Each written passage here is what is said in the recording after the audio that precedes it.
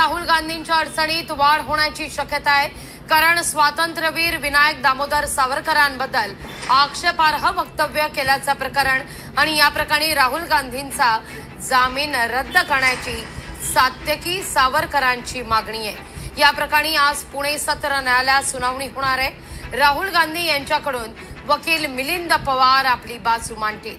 पुणे न्यायालयाच्या राहुल गांधींच्या जामिनाला सात्यकी सावरकरांनी विरोध केलाय। सात्यकी सावरकरांच्या याचिकेवर आज सुनावणी होईल। अधिक माहिती घेऊया आपले प्रतिनिधी अमोल धर्माधिकारी यांच्याकडून। अमोल, काय अधिक माहिती या सगळ्या संदर्भात? किती वाजता या सुनावणीला सुरुवात होणार आहे? साधारण 11:30 वाजता सकाळी या सुनावणीला सुरुवात होईल। याआधी जी सुनावणी झालेली होती त्यावेळेस राहुल गांधी यांना पुणे सत्र न्यायालयाकडून जामीन मंजूर करण्यात आला होता, पण याच जामिनाला आता त्यांचे विरोधक आहेत त्यांनी आक्षेप घेतलेला आहे आणि तो जो अर्ज केलेला होता त्या अर्जावर आज सुनावणी होतीये।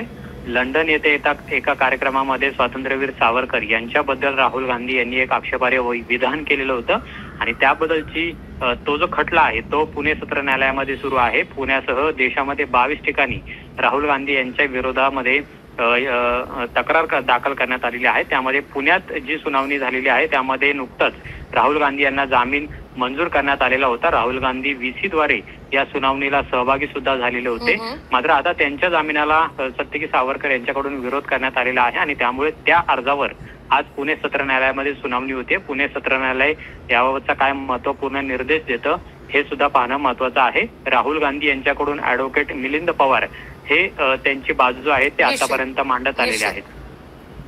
निश्चित अमोल, तुर्तास धन्यवाद तुम्ही दिलेल्या सविस्तर माहिती करता।